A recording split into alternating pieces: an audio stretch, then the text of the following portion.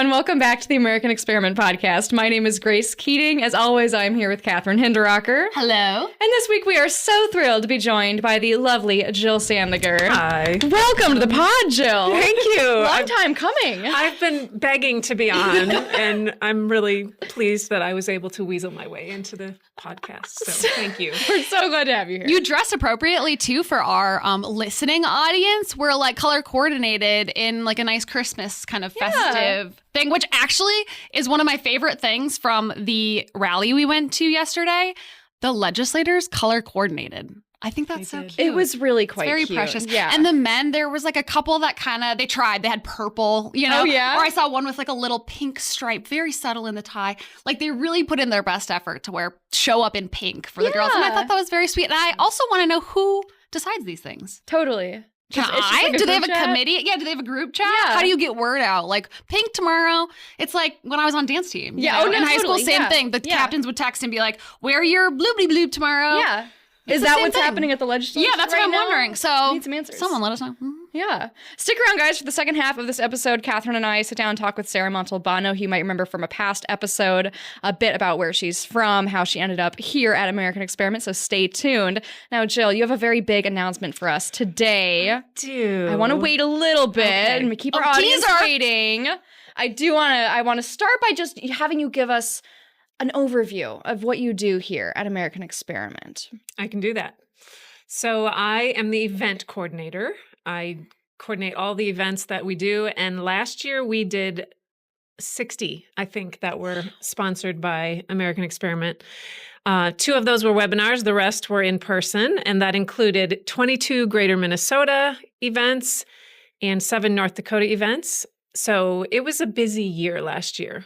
So in addition to that, our policy fellows actually go out and they testify, they present data-driven facts and research in committee meetings and in the legislature and at different organizations around the state. Yeah, different groups, too. If you have a group, that's one thing that they're really good at, like a Rotary or any kind of, group that meets and hears from people in the community. We love to present, and our policy people do a great job, and they do tons of those every year. Tons of those. So in addition to our 60 normal events that we sponsor, other groups have hosted our policy fellows, too, at their events. So we do a lot. So it's sometimes exhausting, but it's really fun.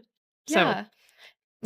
Sorry, I want to bring this up. So, Kathryn, you were the event coordinator before Jill. Yes. How have our event outreach changed since, from when you started to today? I mean, 60 events in a year. Is that how it was when you started? No, not at all. I remember the first year I started, well, it was actually COVID, so that's kind of a bad example. But we did 22 events, and that was huge. Even that sounds like so much to me. It was a big amount. Yeah. I know. And so we really amped up how many events we were doing, and it coordinated really with our outreach to Greater Minnesota expanding, our grassroots presence expanding.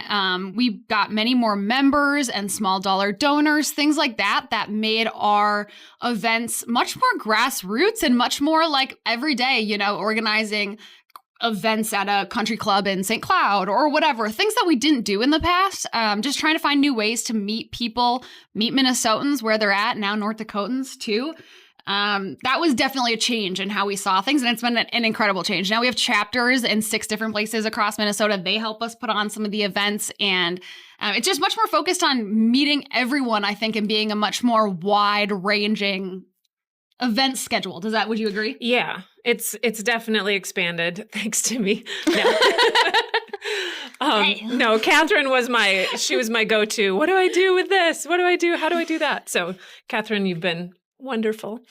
But yeah, I did some research, and on average since 2021, I didn't count COVID year because that was mostly virtual, and we had 60,000 people attend our virtual events. Oh my gosh. Yeah. So I didn't include that, but since 21 to 24, we averaged over 6,400 people per year at our different events. So it's a lot. That's all in-person stuff and some webinar, but yeah, it's grown, and it's been fun to see that grow. It's important too. I think that's such a strong impression. When you deal in Grace, you do comms, you're often dealing with numbers that are huge. We reached 1 million Minnesotans with this post or whatever. I don't know. I don't do counts, but it's huge numbers. Whereas events, sometimes it can feel a lot smaller. Like we go someplace and we just have 40, 50, 60 people in the room, right? But the impression you're leaving with them is so much greater than what you're able to do on social media. So it has a very different purpose. You know, you're able to do much more in-depth stuff than like if you're just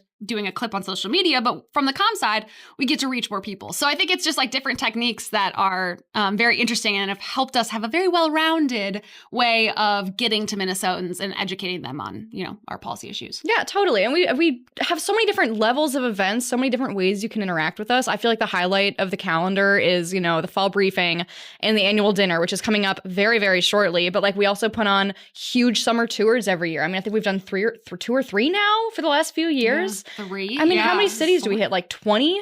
It's just unreal. Yeah. 20 I mean, plus. our off the 20 cliff, plus, I yeah. think, was like 23 or 24 cities. It was a lot. Intense. That's intense. Yeah, the first one we did, we had to outlaw 3-a-day events because Kathryn Wigfall was extremely pregnant with her firstborn, and well, she only has one child. Just I guess I'm like manifesting like another one. Kathryn, sorry. There's no announcement that we know of. With her son, and she was going 3-a-day events like in different cities across Minnesota. It was crazy. She's insane. It was incredible. I think that my dad, John, I think he did it one day, you know, and like did the 3. He filled in once, yeah. When she had to leave to go have her son, and he was like, this is horrible. Like, we can't do this. Kathryn was doing this. He was like, this is exhausting. This is terrible. So we don't do that anymore. Sure. For the stamina and the safety of our people, but 2-a-days, it's fun. It's intense. We still do 2-a-days, which is still a lot, but we've kind of adjusted the tour to be different policy people do different cities. So it's not all falling on Kathryn. Yeah. Poor Kathryn. That's a good point. So when are you able to tell us the big news? We're all waiting on the edge of our seat for the annual dinner speaker announcement, right? I think we should hold off another week just for fun. Oh my gosh! Vetoed. Vetoed by the comms department. No, okay. I am so excited about the annual dinner. Should I lead up with some of his bio stats? Yes. Or should I? Oh yeah. His or her bio stats. Leave the name. They, them. Cannot confirm. So this dinner speaker that I'm so excited to have is, let me read some of it. He has featured his publication in the LA Times and Gannett. Is that how you say that? Gannett? Gannett? Don't know. Gannett. Anyway. Well, however you say it, I'll believe you. Okay. Yeah. Thanks. But his biggest kind of publicity has been on CNN, which we have never had a CNN contributor. Yeah, it sounds like a that's bad first. sign. Yeah. So you may be in for a surprise. But he is the voice of common sense in a sea of leftism on CNN. So without further ado, I am proud to introduce annual dinner speaker for American Experiment, Mr. Scott Jennings.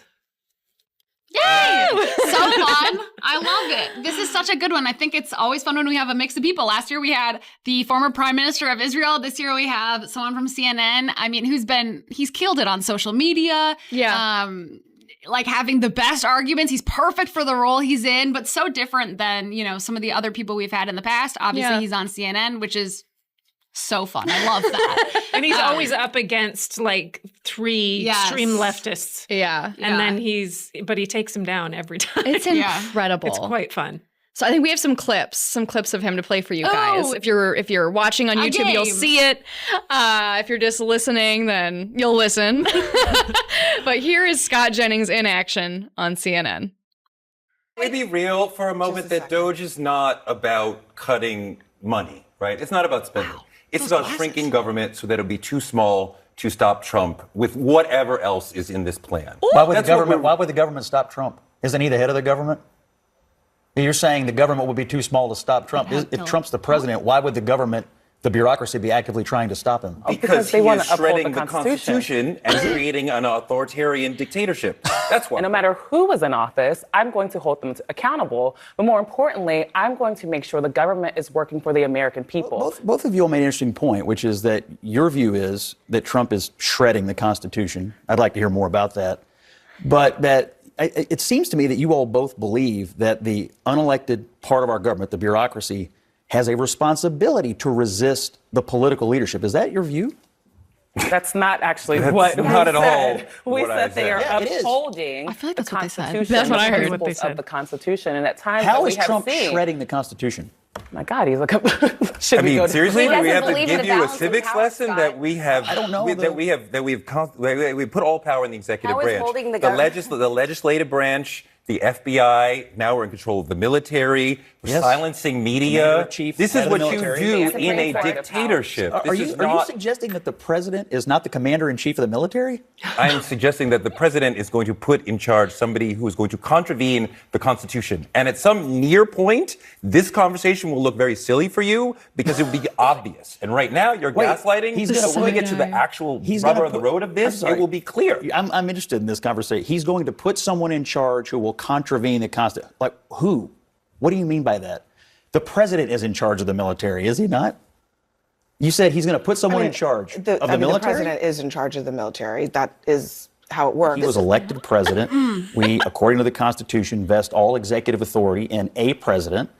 And the concept that the military should be an independent agency or that the bureaucracy should resist the political leadership of this government is extraordinarily dangerous. That's what we said. That's a straw not what man. we It's said. That's ridiculous. literally not what we said. I'm just repeating. Literally. Literally what I said. Wow. Oh my gosh. You know what that reminds me of is something that happened yesterday when they were hearing the girls' sports bill. Yeah. There was a legislator and this person, I don't remember their name.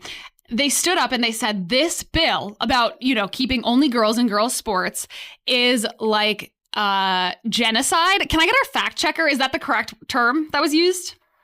Wow. Hit up Twitter and make sure I'm not using the wrong. I believe she said this is state-sanctioned genocide. Whoa. What?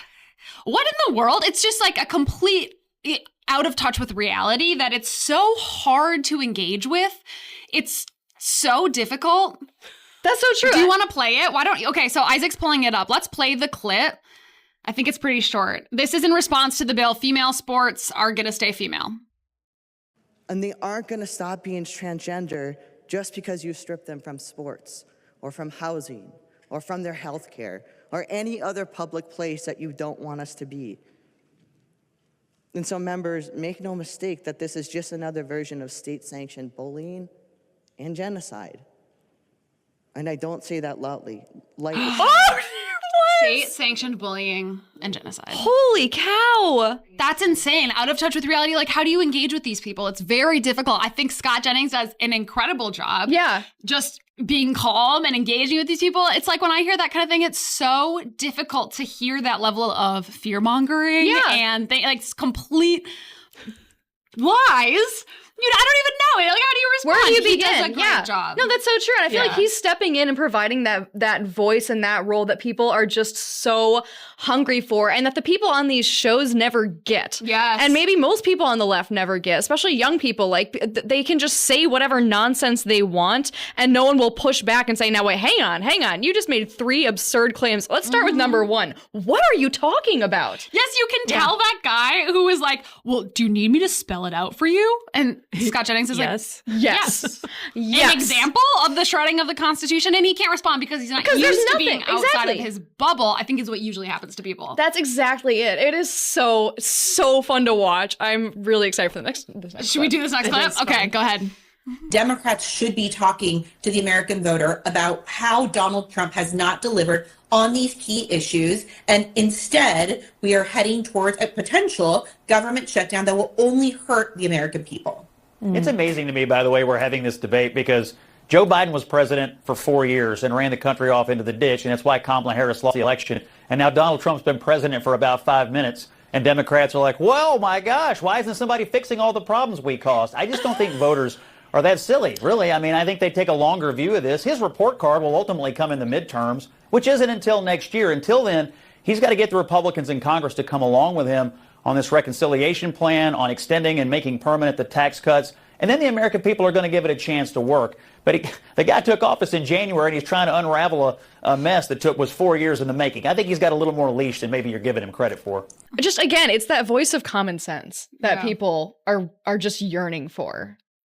I don't know. I feel like the average American looks at what's going on at the national level and is like, what are you talking about? I'm glad he too. just got in. Yeah. And I'm glad too it's happening on a place like CNN. I think there's a lot of people, who only take in media through this form, watching TV, what's on, what they find on their TV, and they haven't heard a voice like this. It's really necessary. It is. I remember seeing on Twitter, I don't remember who tweeted it out, but look at all these things that are going wrong and the president hasn't fixed them. And it was 2 weeks in his presidency, 2 weeks. Wow. And so it's fun. It's nice to hear somebody like Scott calling him out on that. And he's what, a month and a half in, if that? Yeah. And And he's killing it. You can't fix stupid in a month and a half.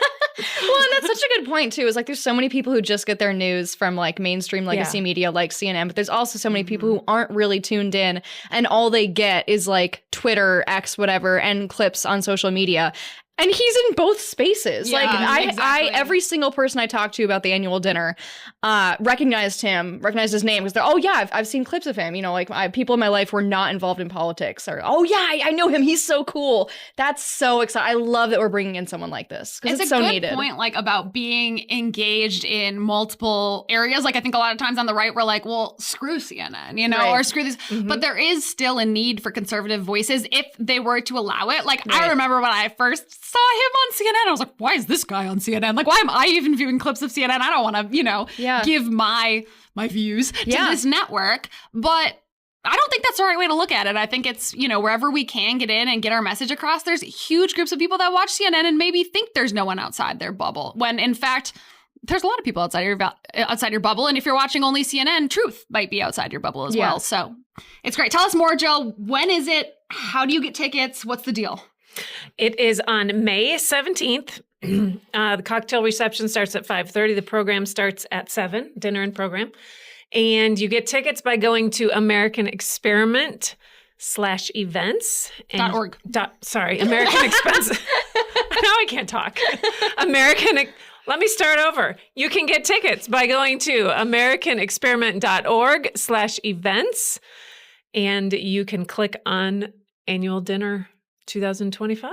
And this is a Saturday, It's right? a Saturday. The 17th is a Saturday. My favorite day of the week for our events, I'll just say. It is. I was really excited. It's at the Hilton in Minneapolis. So Gorgeous venue. We've We've been there before a couple times. We have. right? Yeah, it's one of our favorites. It's a nice layout. They have decent banquet food. When were we last there? Was it Pompeo? Prager. Dennis Prager, yeah. Prager. Oh, so it was 2023. Yep. Yeah, I'm really quite excited. I can't I'm wait. too. Do we have one more clip? Two more clips. Oh my God. Okay, let's go. Sorry. Okay, so everybody seems to be worried about J.D. Vance and dishonesty, or Donald Trump and dishonesty. I never hear the same concern about Harris and the lies that she tells about Trump, or in Walz himself, who gave the most disastrous response to a question about his own dishonesty about being in Tiananmen Square that I've ever heard. So I was in Hong Kong and China during the democracy protest, went in a debate. He also did the same thing with Dana Bash when questioned about dishonesty a couple of months ago. And effectively what he has said is, sorry, guys, I'm too dumb to tell the truth. I mean, he called himself a knucklehead. I've not been perfect, and I'm a knucklehead at times. I have bad grammar. This is a guy who holds himself up to be a school teacher and a coach. Is that the life lesson he's giving the kids that are under his care? Hey, you can lie, and then you can just kind of slough it off as being, too dumb to tell the truth. I think we spend 99% of our time going down rabbit holes about Vance and Trump and honesty in campaigns, and we spend no time at all holding Walz and Harris to the same standard, and I don't understand it. Oh, that's so true. I remember being in college when Trump was first elected, and the professors were out of their minds about the lies. Trump's telling all these lies.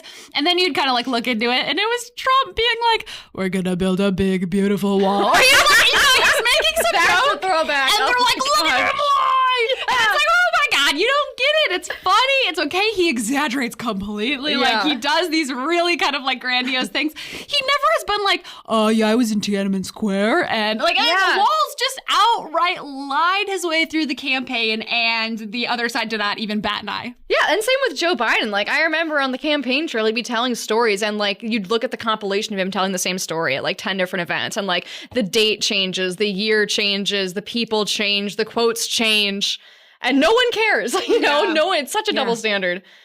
I say next clip. That was gorgeous. I have nothing else to say about that.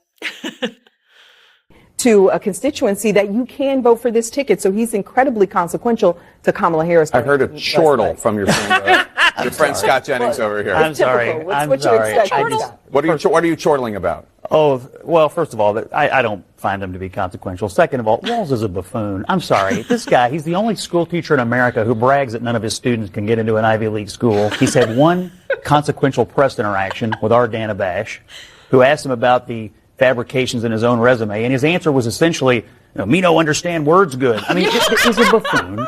He's on a free ride for running under Harris. He gets very little press. They don't let him talk to the press for a reason. I want one thing out of this debate. I want J.D. Vance to go out there and get under his skin. He has legendary hot, short temper. A lot of governors do, but apparently he does. I want J.D. Vance to go out there and have him explain why he is denigrating J.D. Vance's story. Small town America ends up making something better out of his life, which is something we should want for every kid. What I hope Walz will do. I love the woman in the background being like, Scott, Scott, like shaming him, like, oh my gosh, that's so funny. Decorum, please. How dare you? Oh my gosh. What a fun time of life that was. Excited for him to bring it to Minnesota. There's also some like rumors kind of on the Twitter space. You could tell he's from Kentucky with that accent about him possibly running for Mitch McConnell's seat that he says he's not going to run for again. That's like a real internet rumor, okay? I don't know if it's real or not. Maybe someone we'll have should to ask him when he comes. Good point. We've got a pipeline now. We have a pretty good record of bringing in people who then go on to even do more amazing things, like Tulsi Gabbard, people like this. Yeah. So maybe. We'll see. That'd be pretty cool. Including Riley Gaines, who we just saw the three of us yesterday. So amazing. Wow. So I have an inside little scoop. Okay. Her security detail are people that we have used at our events, so we're friends. And I texted a picture of my friend Goody to him that he was coming down the stairs with her. Oh, yeah. Mm-hmm. And he said, I look grumpy. And he said, I think it was the representative in the elevator that said to us, have fun spreading your hate. Oh my gosh. To Riley. I don't know. He wouldn't tell me who it was, what rep it was, but somebody said that to Riley. Of all people, she's the sweetest girl I've ever met. Yeah. Yeah, just out there standing up for young girls in particular in sports. She puts up with a crazy amount. If you watched at the rally yesterday, I thought it was so interesting. She came down with the biggest security detail. Clearly, they were concerned about her safety for good reason.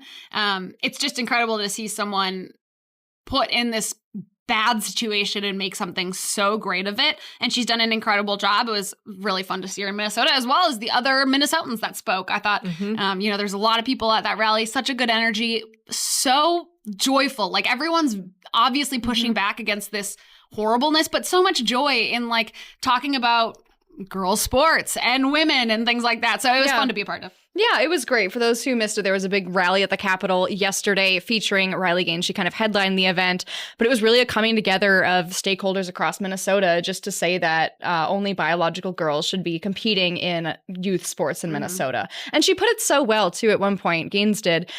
She said, like, a very simple statement, basically what I just said, girls only in girls sports.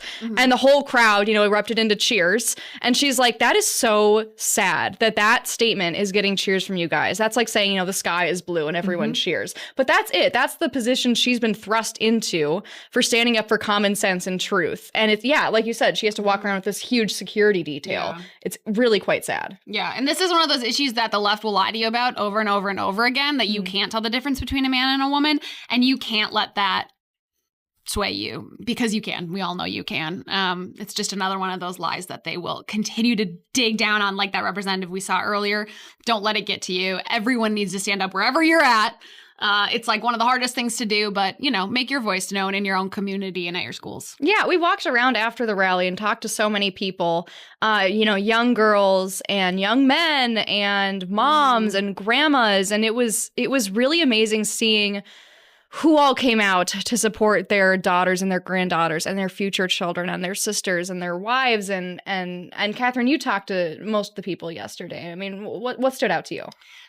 Yeah, definitely the passion that people had. I mean, there was a lot of personal stories too about, I think one of the things the left likes to say is that there's hardly anyone this impacts. Yeah. It's completely untrue. I mean, so many people have personal stories about this issue and, encountering something where there was a boy in their girls' sporting event and it affects every single girl in sports. It affects every girl competing with them, competing against them at every level. So to say one of the representatives said in the committee, the sky didn't fall down.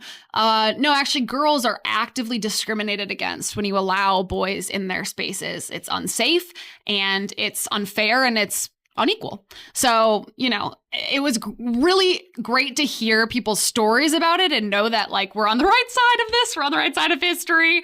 But it was also, it makes you motivated to keep working because that bill didn't pass, so there's a lot more work to do. Yeah, it's so sad. And it's so dismissive to say, the sky didn't fall down because it's not just, I want to play in a sport and I want to make sure I can be up on that podium. I mean, there's scholarships at risk and there's getting into schools at risk when you get to the high school level. People's futures are being dictated by how they place in sporting events. But yeah, bare minimum, it's just a question of fairness. Jill, what stood out to you? You were with us. I loved hearing there was a young girl who spoke. What was her name? Ainsley. Yeah. She was very dynamic and very passionate about sports. She's an athlete. And I have two daughters who are athletes. One plays college now. And the thought of them having to put their safety at risk to play a game is very real. And that's one of the questions we asked the coach when my daughter was committing to the school she's at. What happens when you come up against a school and they have a boy on their team? Gosh. And he was very optimistic and saying, well, it hasn't happened in our division, but it happens in other divisions, and I think it's on the way out. And thankfully, the NCAA has seen the light. And it seems, or at least they're backtracking on that. But yeah, because wasn't there a girl who was paralyzed because she was spiked in the head? Yeah. Gosh. I mean, that was it. She was playing against a biological boy. I think today, maybe, in Congress. She was playing. The video is horrific. It gives me chills. Yeah. There's a large man on the other side. I don't remember boy, I guess. He was a large male. Spikes a volleyball down onto her head, and she was permanently injured. Gosh. Yeah. I mean, that's an extreme example, obviously, but that could happen to anyone. That could happen to any young girl. Hearing Riley's story too of this is she was in college when this happened, and this is a college man who, when you're a swimmer, you have to put on an extremely tight, specialized, I don't know what they call it, swimsuit, swim uniform for your sport. Yeah, and it involves you being completely naked and completely exposed and vulnerable. Yeah. And that's something you have to get used to when you're, a girl in sports. I think it's always an adjustment for girls to then have a boy enter that space and invade that privacy that girls deserve. It's really sad. And whenever she tells that story, it's there's no physical harm, obviously, but you can just imagine the discomfort it causes all those girls. Yeah. Right? I was really impressed, I would agree, by how many young girls there were, how many kids there were at the rally yesterday. And Ainsley spoke about this too, but it makes a difference to them in their lives. They're being outed as, by their peers and friends as someone who's going to a political rally and who's taking a stance on an issue that might not be popular with their friends. And they might, lose friends over that. And to be willing to do that at such a young age, I mean, I think she was, 8th grade, so, 13 maybe. It's so impressive. I definitely would not have been brave enough to do that at that age. And I just commend those girls that were there yesterday. Yeah, absolutely. Yeah. It was really encouraging to know that there are people willing to stand up. Yeah. Young kids willing to take that risk. Yeah. So, wow, it's kind of a heavy conversation. It is. But we're talking about Minnesota. I'm sorry. I just got to say this. I'm glad you cut me off from that joke. Never mind. was gonna be really funny though. No, say it. I was going to say, well, we're talking about genocide after all. State-sanctioned genocide, Jill. Of course it's heavy. You have to laugh about heavy. those kind of things, I think, because what? WTF? Okay, sorry. Carry on, Jill. Now I forgot what I was going to say. Sorry. That's okay. It's my age and I've had 3 children and they have sucked every brain cell out of my head.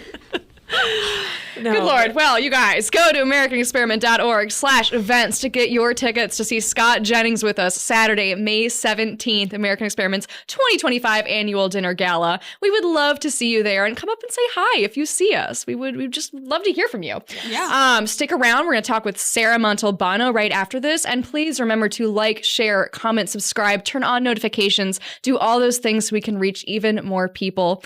And we will see you next week. American Experiment is supported by thousands of individuals like you. To join the movement, go to www.americanexperiment.org and click the yellow donate button. From all of us here, thank you. Today we are very happily joined by our very own Sarah Montalbano. Welcome, Sarah. Thanks for having me. This is great. Energy and Environmental Policy Fellow at Center of the American Experiment. How long have you been with us now? It feels like it's been a while. Last April, so we're coming up on a year. Ooh, Yeah. we are so happy to have you here in office. Yes. Yeah, that was Sarah great is fun. Sarah lives in Florida, and so she's typically remote. So it's quite a joy to have you in today. We had to have you on the podcast. Yes.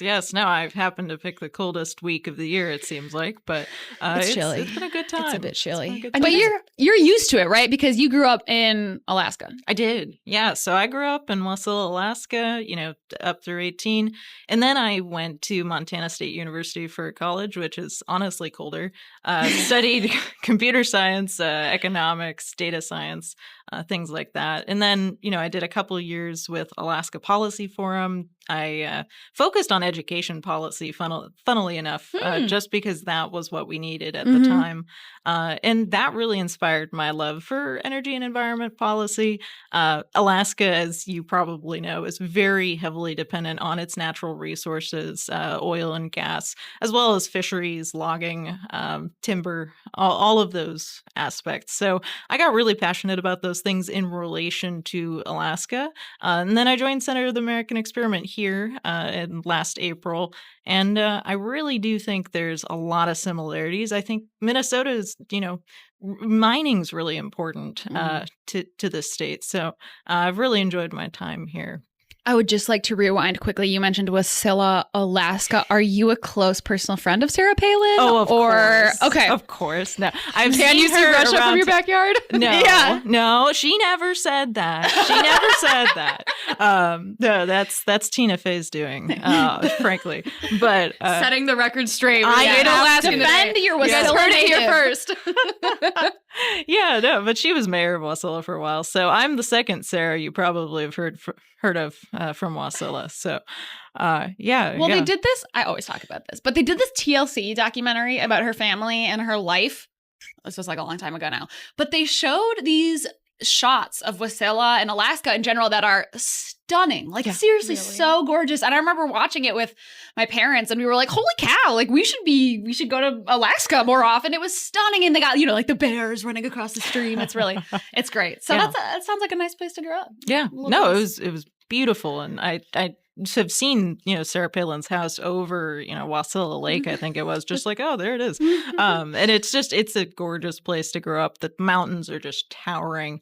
And yeah, I loved it. And it really inspired a lot of my feelings towards the environment. Just growing up surrounded by that and so much public land is just really influential. Yeah. So how did you make the transition from education to the energy and environment side? Because it totally sounds like that's right up your alley. Yeah. So I ended up doing some work through Young Voices, and I met a good friend of mine, Gabriella Hoffman, who is now the director of the Independent Women's Forum Center for Energy and Conservation. And so I was dabbling in some of this Alaska natural resources stuff for a while. And she invited me to become a visiting fellow with the center. So I started really, keeping up with energy policy as it relates to states other than Alaska. Sure. So that was, I think, a really good transition for me. And I'm still a senior fellow over there. I contribute a couple, blogs a month, not a week. Oh my. But I continue to work with them, and it made sense to make the transition fully. And within the realm of energy and the environment, what are you most passionate about? What do you like writing about the most? What topics most interest you? Yeah, I find really interesting, and this is kind of a fun niche topic to write about, but electric vehicles just don't make a lot of sense for most people. And I really find it interesting to talk about that in the sense that, in Alaska, in Minnesota, most cold weather places, this is not going to make sense for a consumer. I really approach it from a consumer choice angle. I don't think it should be mandated. I don't think there should be any incentives that are trying to push consumers this way. And I think the market bears that out. So I love talking about the shortcomings of EVs. It's really an interesting problem. It's so needed too, because I think so many people have the assumption that they're great for the environment, there's no drawbacks, and they are the equivalent of a non-electric vehicle. And that's just not the case, especially, again, like in Alaska or Minnesota, like their range and their fuel efficiency go way down when it's cold out, which is many months out of the year in both of those states. And not enough people know that. No, not enough people do. And I think people are very surprised when they purchase it and they see the range drop. The other problem is charging infrastructure. There's not that right now. And of course, the federal government's decided they need to step in and, build a charging network, which is, I think, kind of a silly and expensive idea. But a large portion, people don't seem to understand the mineral requirements for electric vehicles. And that's kind of a major finding of our October 2024 report, Mission Impossible, as we found, electric vehicles and electrifying the automotive sector is really what's going to be driving mineral requirements. And a lot of these are rare earth elements, unusual kinds of materials that we're currently mining overseas. So when you're thinking about trade-offs, you need to be thinking about the life cycle emissions of manufacturing an EV battery.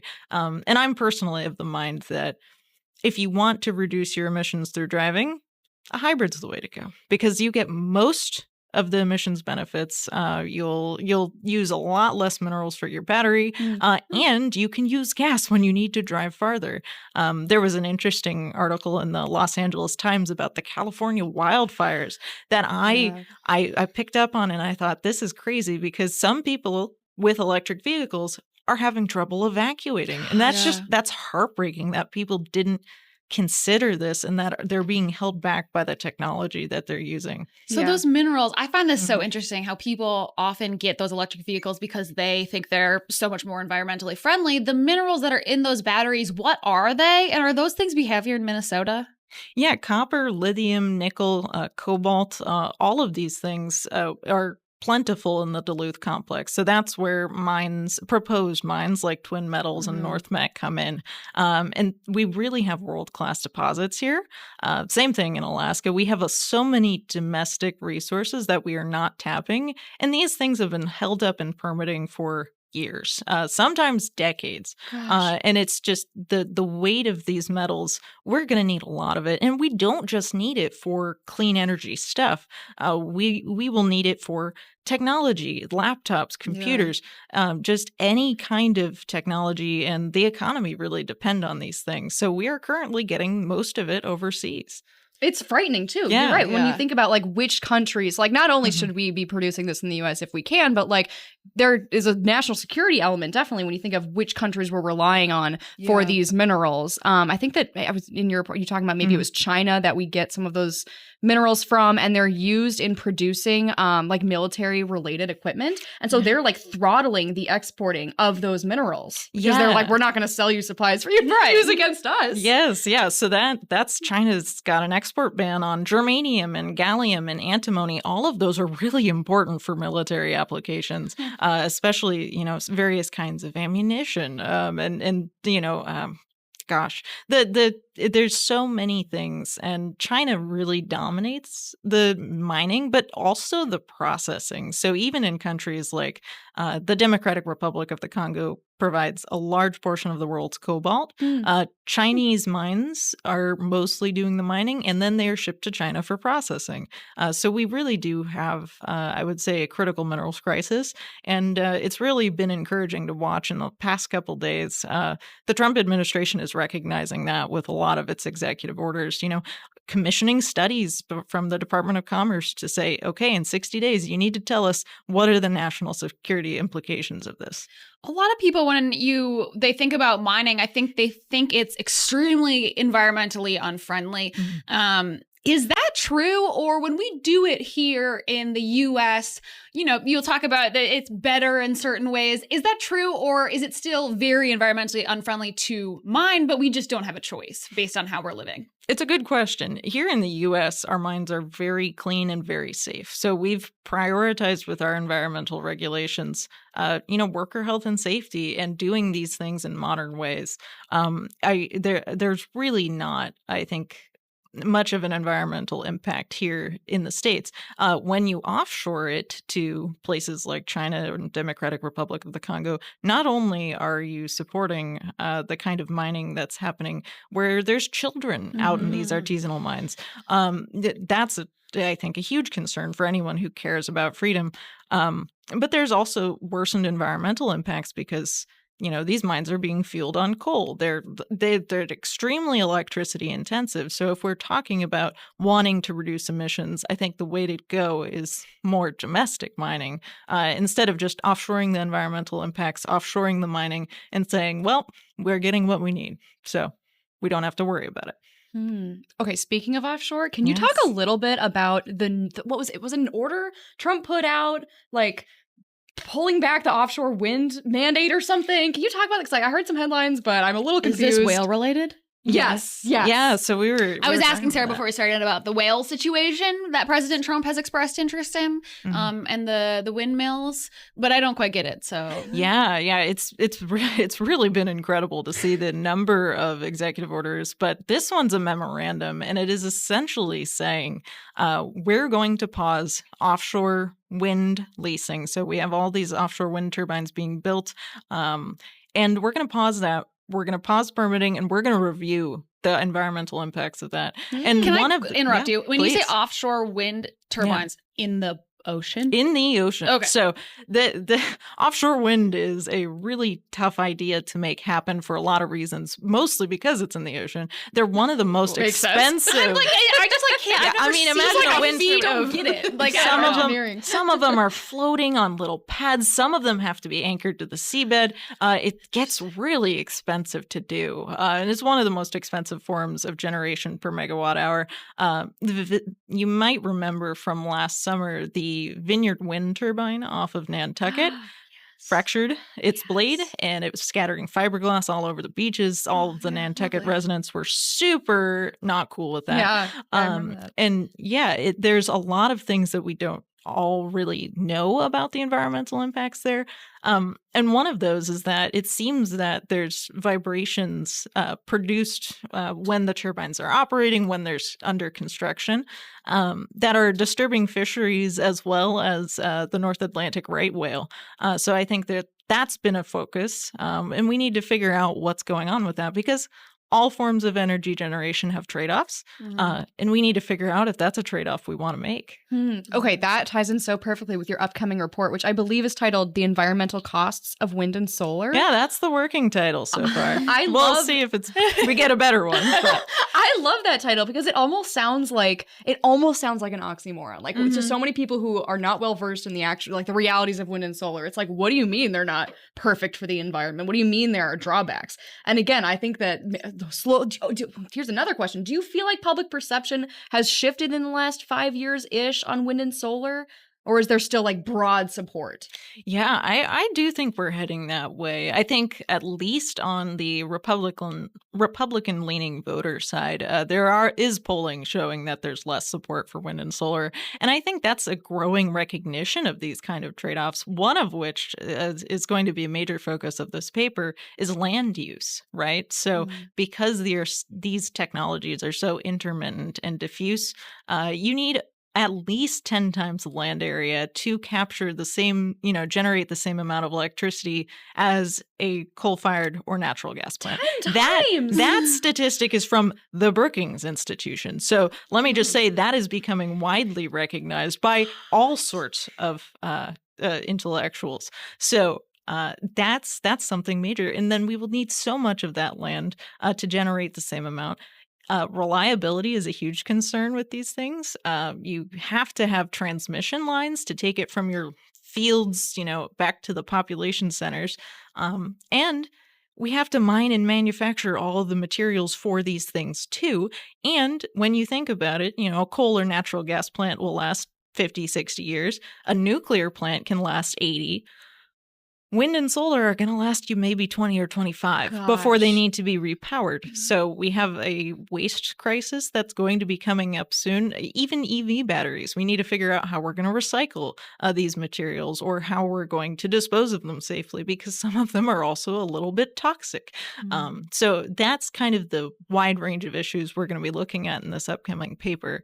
And it's pretty stunning to really think about those environmental costs, because you can say, you're averting the emissions, it's zero emissions, but there's emissions in the manufacturing, processing, and replacement. It's a tough issue, I feel like, because it's one of the things that I was indoctrinated so young on, like, environmental friendliness and what it is. It's wind and solar. Like, I remember filling out those sheets in 4th grade being like, oh, oil bad. Like, it was so just like people took it and accepted it. I think that's happened a lot with a lot of these climate issues and these environmental issues for whatever reason. They infiltrated people very young. And I mean, even just talking to people now, people who follow the center or whatever, they'll say, I've completely come around on this issue. I assumed, like everyone else, that these things were just environmentally safer and better.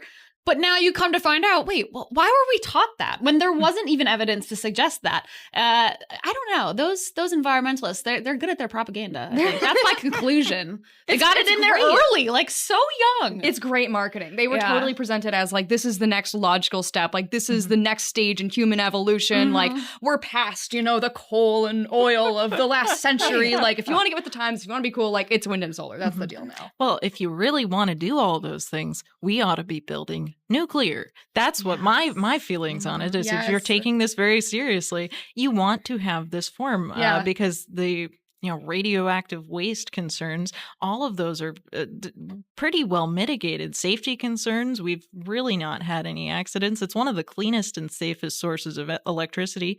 And if we are going to try to do this, I think that's the way to go, and not with building out more intermittent wind and solar.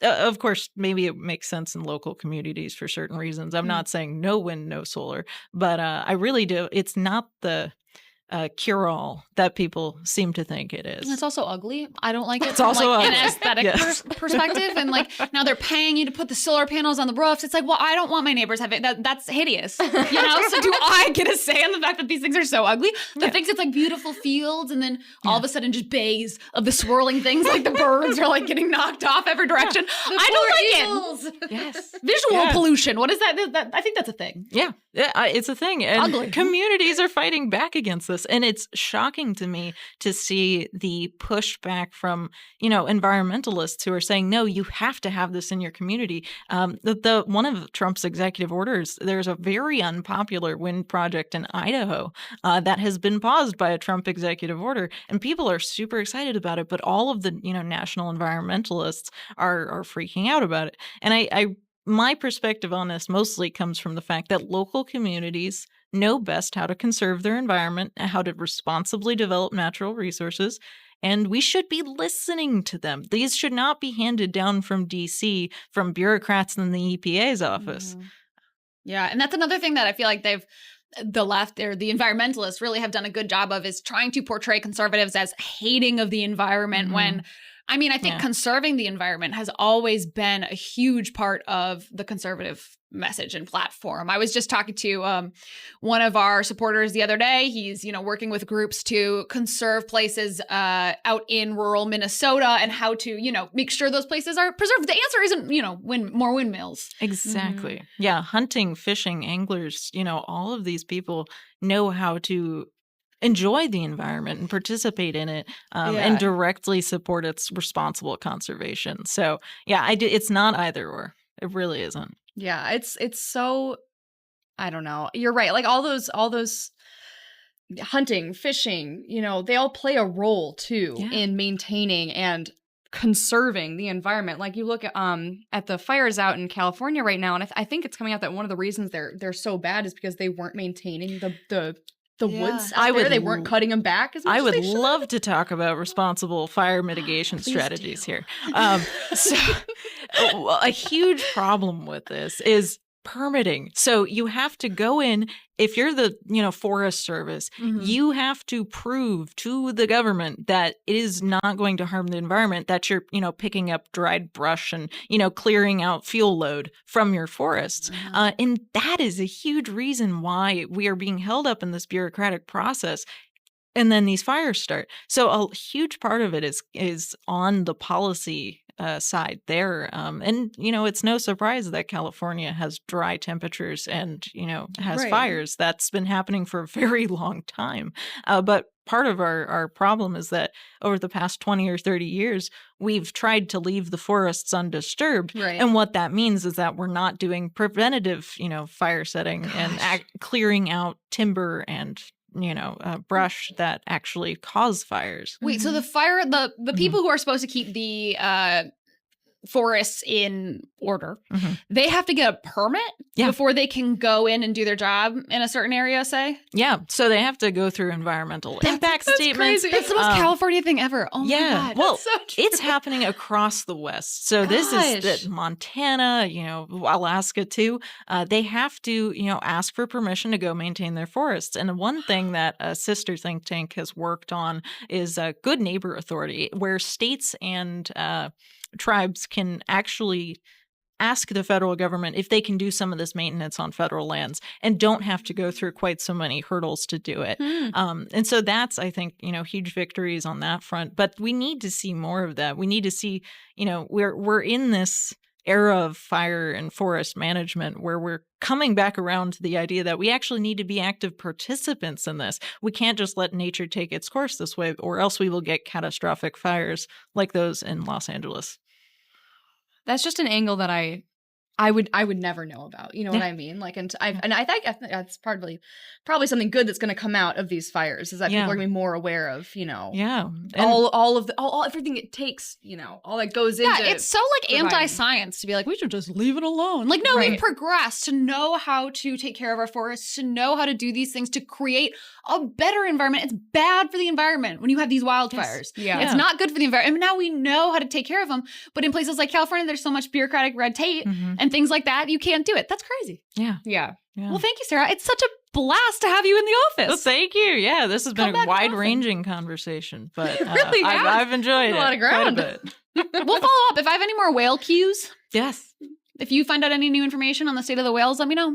Topic I'm very interested in. In that same podcast he did with Joe Rogan, where he mentions the whales, President Trump, he mentions the forests in California and how he's like, there's this horrible situation they're in where one tree could fall and it would be like a match lighting the forest on fire. He said that? He said that. Wow. Wow. He knows about responsible fire mitigation. You can tell he gets like really, like if one person tells him something, he gets really on a subject, like the whales. Someone told him about the whales and he's like, no, why is no one talking about this? That's a winning issue. Which is like, thank God we have someone now who's talking about these issues. Because the media sure wasn't. Like, media wasn't investigating any of this. Right. Yeah.